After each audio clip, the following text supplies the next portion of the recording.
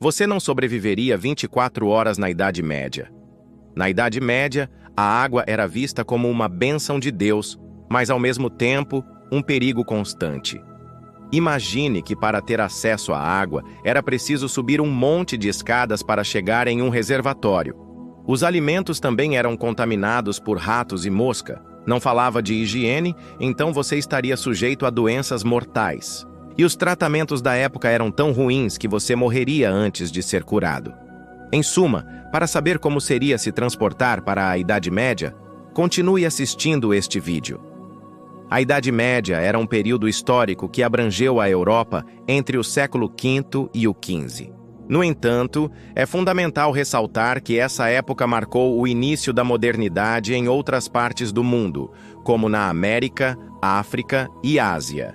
A Idade Média foi um período marcado por grandes mudanças políticas, sociais e econômicas. No início do período, o Império Romano do Ocidente entrou em colapso, dando lugar a novos reinos e principados. A queda de Constantinopla para os turcos otomanos em 1453 é frequentemente considerada o marco do final da Idade Média, marcando o início da Era Moderna. O período medieval foi dividido em 3 subperíodos distintos: a Alta Idade Média, correspondente aos séculos V a X, a Idade Média Central, dos séculos XI a XII, e a Idade Média Final, abrangendo os séculos XIII a XV. Cada fase teve suas particularidades, tanto na Europa quanto nas demais partes do mundo.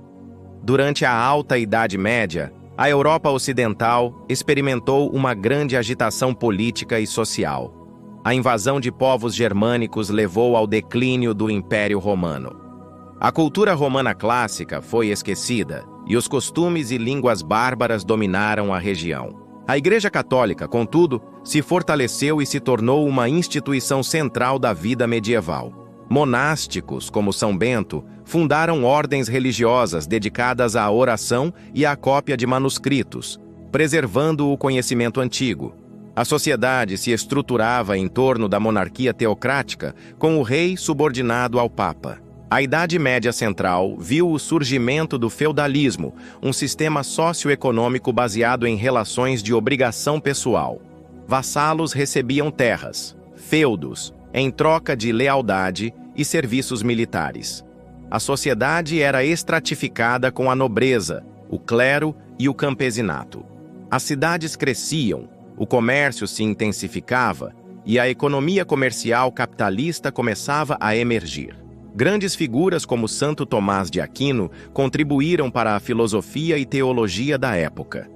Já na Idade Média Final, a Europa experimentou transformações profundas com a expansão comercial e a descoberta de novas rotas marítimas para o Oriente. O Renascimento, o Humanismo e a Reforma Protestante questionaram dogmas medievais, inaugurando uma nova era intelectual e religiosa. A Idade Média, porém, não foi um período monótono e pacífico em todas as partes do mundo. Guerras, pestes e revoluções marcaram o continente. A peste negra, por exemplo, devastou a população europeia no século XIV. A Guerra dos 100 Anos entre Inglaterra e França durou do século XIV ao XV, resultando em grandes confrontos e mudanças políticas. Revoluções, como a Jacana, questionaram a ordem social e a autoridade do clero. A Idade Média foi um período complexo e dinâmico, marcado por contrastes e transformações profundas. Compreender esse período histórico é fundamental para entender a formação da Europa e do mundo moderno. Você acordou em um vilarejo da Idade Média e logo percebe algo diferente, um cheiro forte de sujeira e animais. Não era possível tomar banho. Lavar o corpo era visto como um ato perigoso. A água era carregada de impurezas e, se tocava, podia contrair doenças. E o toque do corpo era considerado um sinal de pecado.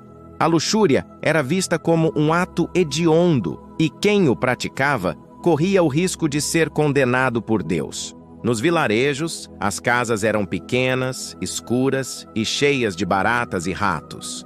A comida era trazida de campos distantes e guardada em celeiros, onde também viviam insetos e roedores.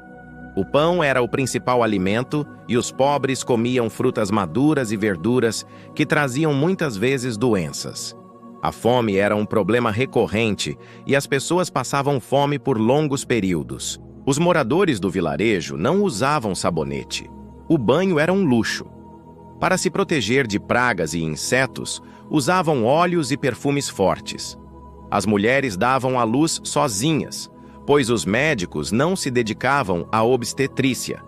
As crianças não recebiam cuidados especiais.